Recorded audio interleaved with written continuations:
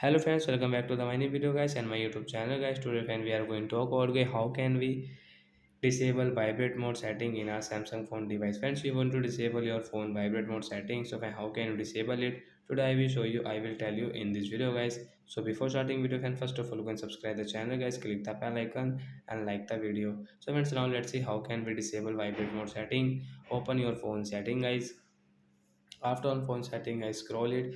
Friends, you can see this type of setting. So friends, you can see guys your Samsung phone sound and vibration setting guys. We will tap on sound and vibration. Then friends, you can see this type of setting friends. So friends, you can see guys your vibrate mode setting. So when we will click on the sound mode setting to disable your vibrate mode. After disable guys, you can enable your sound mode setting. You can use your sound mode setting guys.